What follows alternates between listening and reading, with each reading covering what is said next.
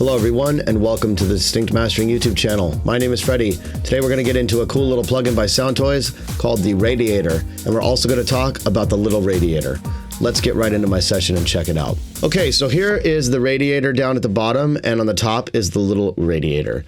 Both of them model an all-tech hardware unit, very popular in the Motown days. The 1567A mixer amp models the 1567A all-tech, and the 1566A models the all-tech 1566.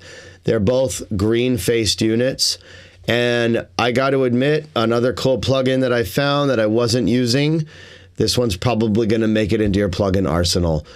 Let's go over what the controls do. First, on the radiator, you have a noisy and a clean button. The noisy button gives you the saturation and adds the extra noise. I notice it gives it kind of a flutter. I don't know if you can hear this, but it gives it a flutter. If you really turn up your volume or maybe smash your volume with a limiter, you can hear this little flutter, almost like a Juno 60 with the chorus. So it's kind of interesting. Right now I have this on clean. And then you have a mic line switch, and then you have your first stage of saturation. So turning up the input's going to give you a little bit of saturation, a little bit of radiation, I guess you could call it. Then the interesting thing to note about this unit is that it goes after the input in the first stage into the EQ. So then you have a bass and treble, and then you go to your output, which is your second stage of the saturation or the radiation, whatever you want to call it. And then unlike the original hardware, you have a mix knob. Now, a little different on the little radiator, when you have them side by side, you'll notice you have the noise button, but then you have a bias button, and this is going to give you a different sound. So leaving this set to on is going to give you more distortion, and turning it off is going to give you a little bit more accurate representation of what the original hardware sounded like. And then you have the heat, which is the amount of distortion, saturation, and then you have a mix knob, unlike the original hardware unit. Before we get into the session, let's go over to Plugin Doctor and see what these things are doing. Okay, here we are with the little radiator in Plugin Doctor, and right at the default state, you see that the noise is on and it's very noisy. You see all the saturation that it's creating. This is what it's doing right when you load it up. Turning that off, this is the clean mode, and this is exactly the shape that you're going to get right at the default state. If you notice that I just dropped the mix, I get a flat balanced, straight across spectrum, no change at all. And then as I move this, boom. As you can see, as I explained, first stage is the first input. And so you see that it's just really killing that mid-range and boosting the lows and the highs. So that's what it's really doing. Then you get a cut here, but notice how it's almost acting like a pull tech. And if you missed my videos on the pull tech series and the pull tech punch trick, I'll leave you a link down below. It's dipping that area right in front of the peak, and then if you boost, it's actually doing the opposite of the pull tech punch. It's not cutting that down, but thought that was kind of interesting right there. Then you go to the treble, and you're getting a boost there, and it's kind of in that upper almost 1,000, 2,000 hertz plus range. And then you have the output stage. So this is just bringing and enhancing everything up that you did. So as you see, you have this stage and this stage after the EQ, and then you have your mix knob. So you can kind of balance out what you did if it's a little too extreme. So yeah, this is what the radiator is doing. Let's check out the little radiator. Okay, here's the little radiator right off the default state. Same thing, noise. Notice the shape is different. Let's turn off the noise. Okay, here's the flat response. Bias. Look at that, gives it like a boost at 20 hertz and brings up everything in the low end. So this one, with it turned off, is the closer recreation of the analog hardware. If I bring this down, I have a flat spectrum, no change. And then as I boost this or cut, that's what you get. So this is the little radiator on Plugin Doctor. Okay, so this is a track I'm working on. Let me go ahead and hit play so you can hear it before we get into what the radiator sounds like.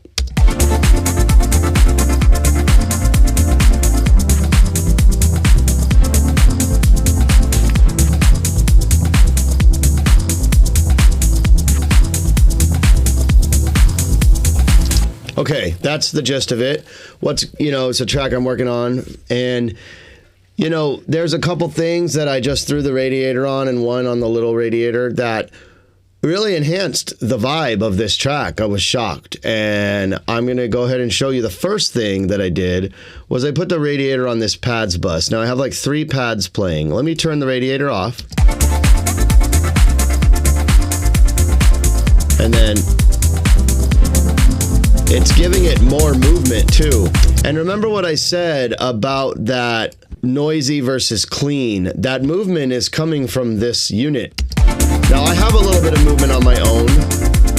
I have Shaperbox running and I'm doing a lot of cool movement there. But once again, let's solo this break. Or let's play this break right here. See, this is with it bypassed.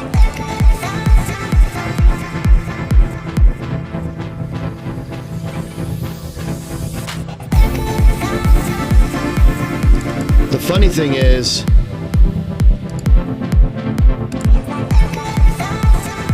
it's just at its default state.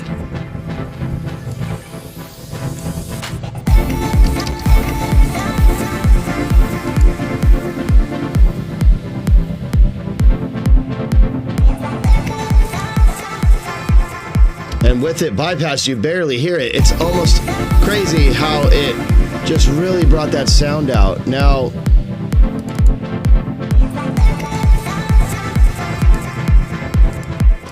so yeah, I mean, you see that it's boosting the bass and the treble all the way, and I've got the first stage all the way up, but the output's down and then it's 100% wet.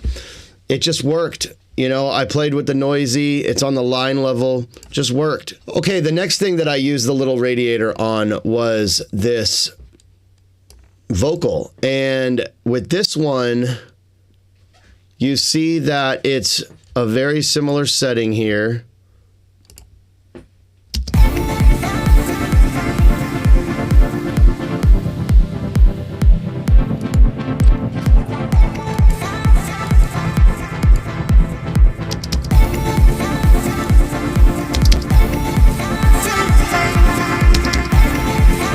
To boost a little of this, I could, and maybe back this off.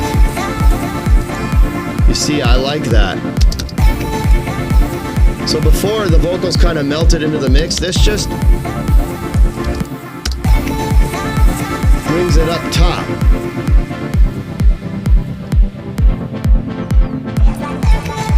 I'm going to take some of this bass down just to show you.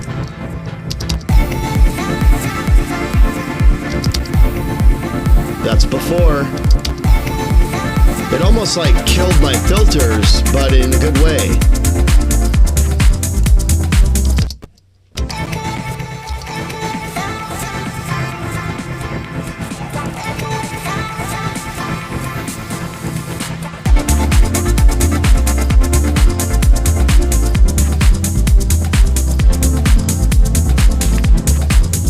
Let's go here.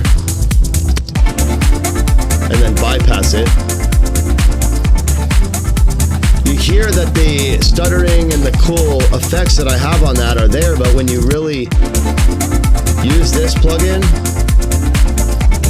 it really enhances the movement that I've already created in a good way.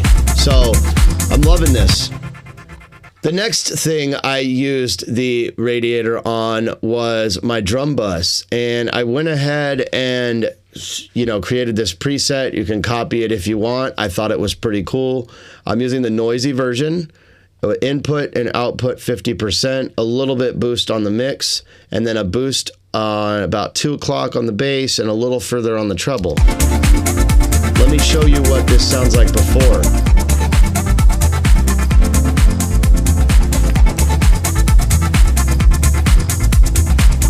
It's very cool. It's almost like a clean version of the Soundtoys Devil Lock. If you missed my video on that, I'll leave you a link down below. You can check that out. I use the Devil Lock on the drum bus, and it gives it a great crunchy flavor. This almost gives it, like it says on the VU meter, a heat flavor. It's kind of like heating up the drums and sizzling them and bringing them up in the mix without bringing up really the apparent volume.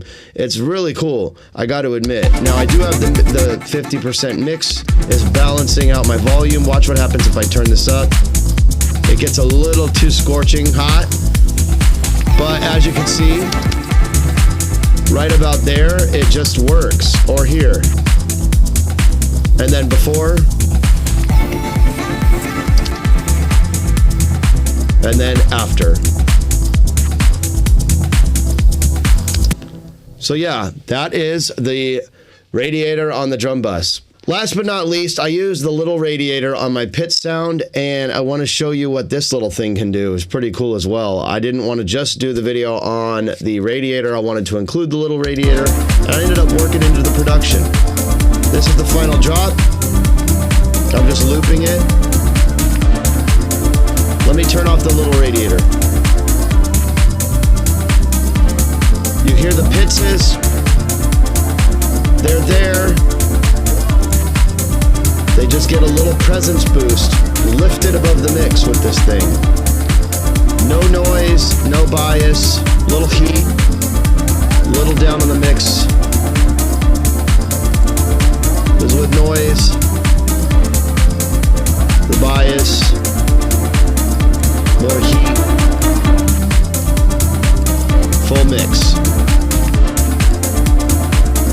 And yeah, so I mean, they're very simple plugins, easy to use, and they're working great. So definitely check these out if you have them in your Soundtoys bundle. If you don't, check out soundtoys.com. You might want to add these to your arsenal. Okay, I hope you enjoyed this video. If you found it helpful, please hit the like button, subscribe to my channel, and that bell notification will keep you up to date. If you have any questions, please shoot me a comment down below. Once again, my name is Freddie from Distinct Mastering, and I will catch you on the next video. Peace.